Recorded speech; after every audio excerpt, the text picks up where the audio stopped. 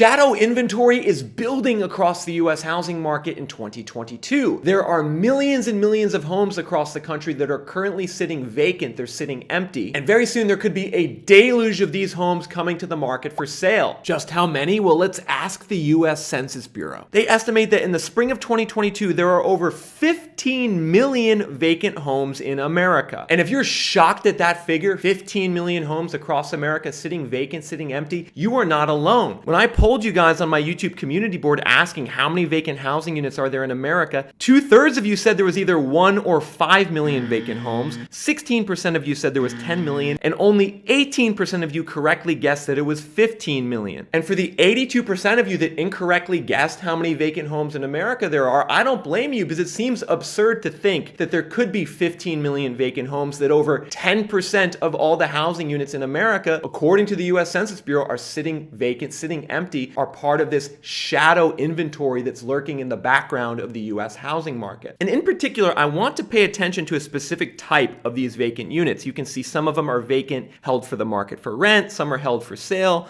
others have been rented or sold but aren't moved into yet. But I want you to pay special attention to two line items here. The first are the 1.2 million homes that are for temporary occupancy by people who live somewhere else, and the next are the 3.8 million homes that are vacant for seasonal and recreational use. That's over 5 million homes in America combined that are vacant because they're either second, third, or fourth homes for wealthy people across the country. And during the initial stages of the pandemic, we saw a big surge in wealthy people across the country buying these second and third homes. You can see, according to this data from Redfin, that the red line, the demand for second homes in America, nearly doubled as soon as the pandemic began. And these second and third home buyers took advantage of low interest rates in a booming stock market in 2020 and 2021 to facilitate massive purchases of second and third properties, which unfortunately further depleted housing inventory and contributed to the raging housing bubble that we're in the midst of right now in 2022. And there's specific pockets across the US housing market that are most exposed to this discretionary demand for second and third homes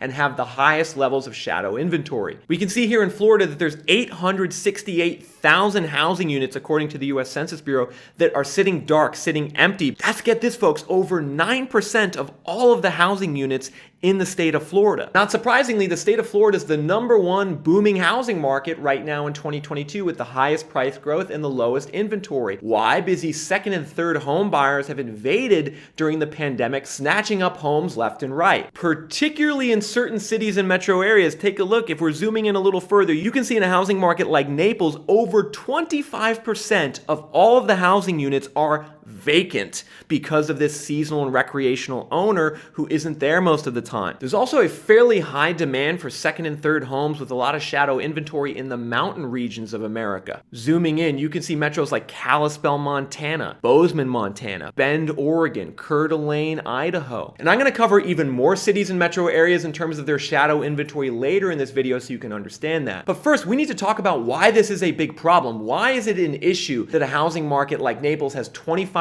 of all the housing units there sitting vacant and empty? And the issue is two-pronged. Number one, in a market like Naples or Bozeman, Montana, the marginal demand for homes comes from discretionary buyers buying second and third homes who really don't need these homes. That's going to be a big problem in these housing markets going forward, because we're already seeing a huge drop-off in second home demand. Going back to this data from Redfin, which shows the demand for second homes, we see the big surge that occurred in 2020 and lasted through 2021. Well, now there's been a collapse over the last several months. This red line is now down to only 9% above pre-pandemic levels for second home demand. So what that signifies is that a lot of wealthy second and third home buyers are dropping out of the market right now. Why are these home buyers dropping out of the market? Well, folks, they don't feel as wealthy today as they did a year or two ago. The S&P 500 is down 17% year to date. The NASDAQ Composite Index is down 25% year to date. And the result is that this stock market crash, to go along with inflation, is stifling retirement plans. This is an article from NBC News in Las Vegas. They go on to say, as the stock markets continue their declines, many Americans are seeing more of their retirement savings evaporate. That's because their 401k retirement accounts typically have significant investments in the declining stock market. And so say you were a second home buyer looking in Florida or Idaho or Montana in 2020, 2021. You felt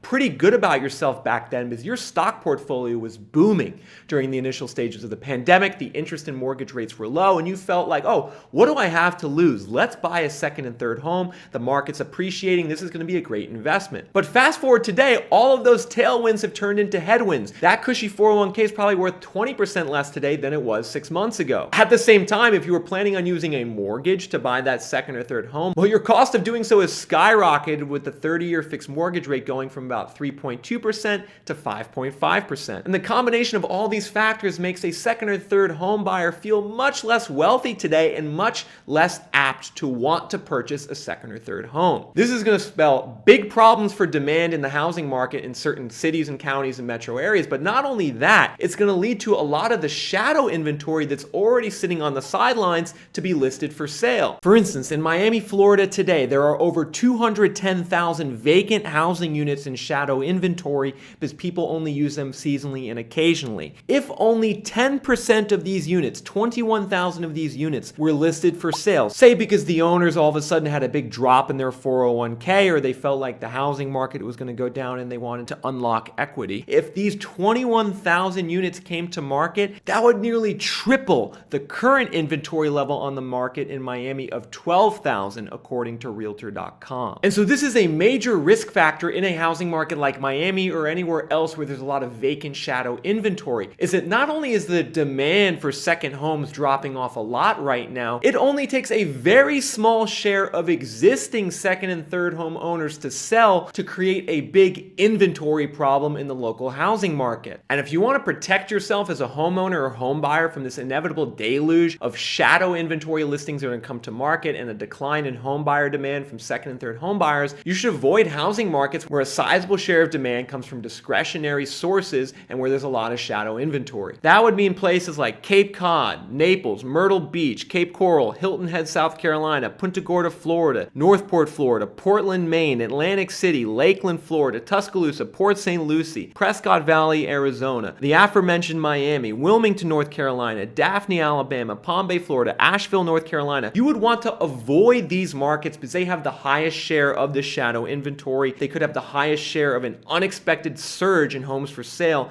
in the next year or two that could crash the local market. Meanwhile, at the other end of the spectrum are the metro areas that have the lowest level of this shadow inventory and discretionary demand. Take a look at Wichita, Kansas. Only 0.3% of all the housing units are sitting in the background on shadow inventory. In Philadelphia, it's only 0.4%. In Dallas, it's low. In Oklahoma City, it's low. In Kansas City, it's low. In Indianapolis, it's low. And zooming out, we can really see the trend more broadly that the areas in the Midwest towards the deep South in America that are in orange, they have the lowest share of this shadow inventory and discretionary demand. And this speaks to the broader narrative I've discussed many times on this channel of why the Midwest and the Deep South is the more historically resilient part of the country in terms of home prices. And I believe, once again, these areas in the Midwest and Deep South are going to be more protected from a housing crash. Whereas if you go down to Florida, if you go down to certain parts of Texas, if you go to Arizona and Utah and up to Mount Montana and Idaho, these areas are going to be more exposed and crash harder. Now, I know what some of you are thinking at this point in the video. You're saying, all right, Nick, I see all of this data. I see how we're going to have more homes for sale from the shadow inventory, but what if I live in one of those Midwest housing markets? Or what if I live in a place like the Bay Area where there's a very small share of housing units that are sitting vacant? Does that mean that the Bay Area won't crash? Like, does this mean that if I'm in Los Angeles where only 0.9% of the housing units are in shadow inventory and vacant, does this mean there won't be a crash in LA? Or in a place like Fulton County, Atlanta, where only 1.5% of housing units are seasonally vacant there? Does this mean that Fulton County and Atlanta is just going to continue in a bubble and there won't be a crash? Of course not, folks. There's other factors we need to consider, most notably the share of investors buying in a housing market. If your housing market, and specifically specifically your zip code and county has a high share of investor demand, that's another area that could destabilize the market and lead to a surprise surge in inventory that crashes prices. So if you want to see part 2 to this video, make sure you're a subscriber, turn on those subscribe notifications. Also make sure to smash the like button. Now, one last thing I want to address in this video is a bit of a discrepancy in the US Census Bureau data I showed you earlier. While there's a lot of vacant homes on the US housing market, over 15 million, way more than you and I ever thought, that number has actually declined over the last couple of years according to the US Census Bureau data. For instance, 3 years ago in 2019, the census estimated there were 16.8 million vacant homes, more than there are today. But I'm a bit skeptical of this decline in vacant units over the last couple of years because we saw the data from Redfin earlier that showed a huge increase in mortgage rate locks for second and third home purchases since the start of the pandemic. And only in the last 3 months has this second home demand plummeted. So if more people are buying second and third homes, that would indicate there should be an increase in vacant units. So I'll be keeping a close eye on the trends in this US Census Bureau data in upcoming quarters. Lastly, let me know in the comments section below if you are seeing some of this shadow inventory in your market, in your neighborhood. Are you seeing vacant homes, dark homes, just sitting there doing nothing on the market? I want to hear your insight on this, so let me know in the comments section below.